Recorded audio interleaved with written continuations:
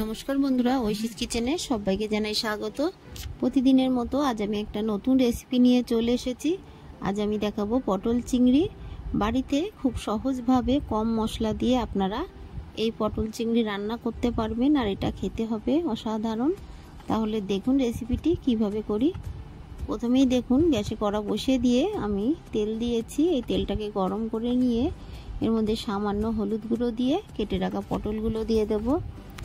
পটলগুলোকে আমি ডুমো ডুমো করে কেটে নিয়েছি, আপনারা আপনাদের পছন্দ মতো কেটে নেবেন। একটা পটলের গা কিছুটা করে ছুলে, আর দেখছেন গায়ে একটু একটু পটলের খোসা আছে, এই পটলটাকে আমি দুভাগ করে নিয়েছি। লবণ হলুদ দিয়ে পটলগুলোকে খুব সুন্দর করে ভেজে নেব।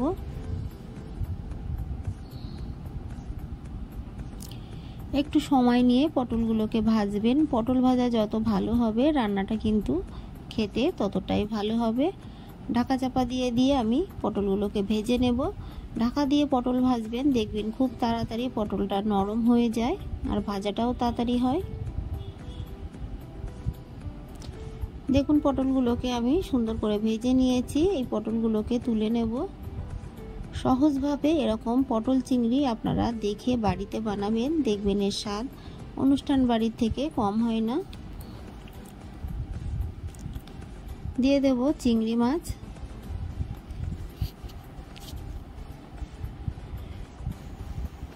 চিংড়ি মাছগুলোকে দিয়ে এর মধ্যে দিয়ে দেব লবণ, দিয়ে ভালো করে আমি নেড়ে নেব। এরপর এর মধ্যে দিয়ে দেব হলুদ গুঁড়ো। চিংড়ি মাছ দিয়ে প্রচুর জল বেরিয়েছে, এটাকে ভালো করে টেনে চিংড়ি মাছগুলোকে ভেজে নেব। যতক্ষণ এই জলটা না শুকাবে ততক্ষণ আমি নেড়ে দেখুন চিংড়ি মাছগুলোকে সুন্দর করে ভেজে নিয়েছি। এই মাছগুলোকে আমি তুলে নেব।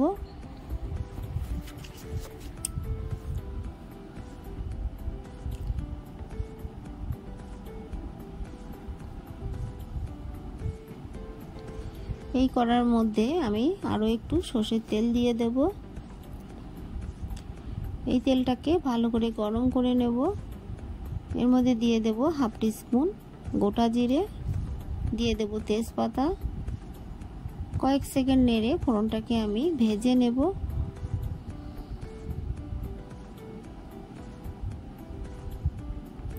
দেখুন ফোড়নটা ভাজা হয়ে গেছে। এই সময় কেটে রাখা পেঁয়াজ দিয়ে দেব। একটা বড় সাইজের কুচানো পেঁয়াজ আমি দিলাম।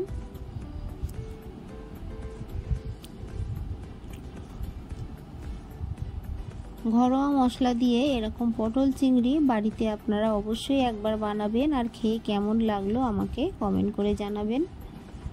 দিয়ে দিলাম একটা টমেটো, আর এর মধ্যে দিয়ে দিলাম একটু লবণ। টমেটো ভাজার সময় একটু লবণ দিলে দেখবেন টমেটোটা তাড়াতাড়ি নরম হয়ে যায় আর ভাজাটাও সুন্দর হয়। তাই লবণ দিয়ে বেশ কিছুক্ষণ নেড়ে নিয়েছি। এরপর আমি এর মধ্যে দিয়ে দেব আদা গোলমরিচ বাটা, তবে গোলমরিচ খুবই অল্প দিয়েছি, আপনারা যারা খেতে ভালোবাসেন তারা দেবেন। একটু নেড়ে নিয়ে দিয়ে দিলাম জল। আমি এখন গুঁড়ো মশলা দেব, তাই একটু জল দিলাম, না হলে মশলাটা পুড়ে যায়। দিয়ে দিলাম হলুদ গুঁড়ো। এরপর দিয়ে দেব লবণ। আমি টমেটোটার মধ্যে একটু লবণ দিয়েছি, তাই এখন অল্প লবণ দিলাম। দিয়ে দেব লাল লঙ্কার গুঁড়ো। আপনারা যেমন ঝাল খান সেই মতোই ঝালটা দেবেন। এর মধ্যে দিয়ে দেব হাফ টিস্পুন ধনে গুঁড়ো। একটু নেড়ে নেব। এরপর এর মধ্যে দিয়ে দেব হাফ টিস্পুন জিরে গুঁড়ো।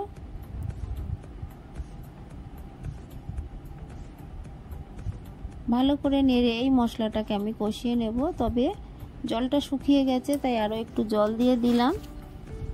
দিয়ে যতক্ষণ এই মশলা দিয়ে তেল না বেরোয় ততক্ষণ আমি এইভাবে নেড়ে নেব। টমেটোগুলোকে খুন্তি দিয়ে একটু চেপে চেপে গলিয়ে দেব।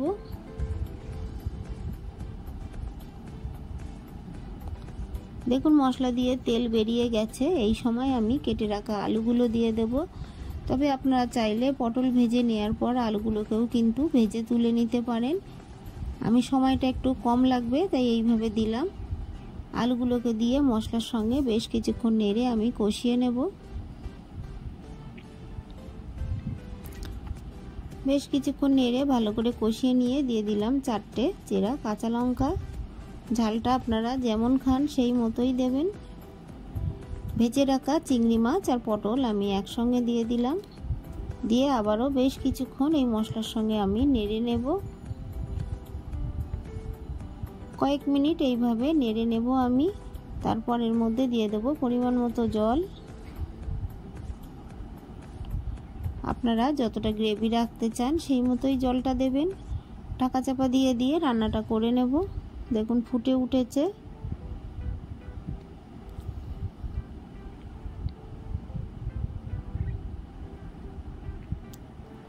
আমি একটু চেখে দেখে নিলাম এর মধ্যে লবণ লাগবে, তাই আরও একটু লবণ দিলাম। দিয়ে ঢাকা চাপা দিয়ে দিয়ে রান্নাটা করে নেব।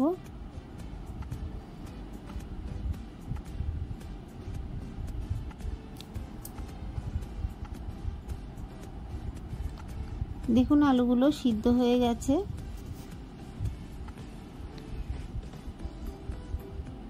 এই সময় আমি এর মধ্যে দিয়ে দেব একটু মিষ্টি। স্বাদটা ব্যালেন্স করার জন্য খুব বেশি মিষ্টি দিলাম না, তবে যারা মিষ্টি খান না তারা মিষ্টি দেবেন না। দিয়ে দেব সানরাইজের শাহি গরম মশলা, হাফ টিস্পুন সানরাইজের শাহি গরম মশলা দিয়ে দিলাম। দিয়ে ভালো করে নেড়ে আমি 1 মিনিট মতো ফুটিয়ে নেব। গ্রেভিটা এখন যতটা দেখছেন এটা ঠান্ডা হয়ে যাওয়ার পর এতটা গ্রেভি কিন্তু থাকবে না, তাই সেইটা বুঝে আপনারাও নামাবেন। অনুষ্ঠান বাড়িতে আরও অনেক কিছু মশলা দেয়, তবে এই সাধারণভাবে ঘরোয়া মশলা দিয়ে পটল চিংড়ি আপনারা একবার বাড়িতে খেয়ে দেখবেন কতটা সুন্দর হয়, আপনারা না খেলে বুঝতে পারবেন না।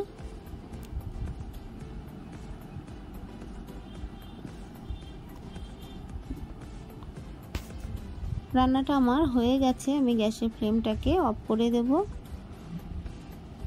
দেখুন কতটা সুন্দর কালার এসেছে। আমি এটার মধ্যে কিন্তু কোনো কাশ্মীরি লঙ্কার গুঁড়ো দেইনি, তবুও কালারটা দেখেছেন কতটা ভালো হয়েছে। আমার এই রেসিপিটি আপনাদের ভালো লাগলে প্লিজ আমার চ্যানেলটিকে সাবস্ক্রাইব করে পাশে থাকা বেল আইকনটি ক্লিক করে দেবেন, তাহলে আমি যখন কোনো নতুন ভিডিও ছাড়বো আপনাদের কাছে পৌঁছে যাবে। রেসিপিটি ভালো লাগলে একটা লাইক করতে ভুলবেন না। রেসিপিটি কেমন লাগলো আমাকে কমেন্ট করে জানাবেন। ভালো থাকবেন, সুস্থ থাকবেন।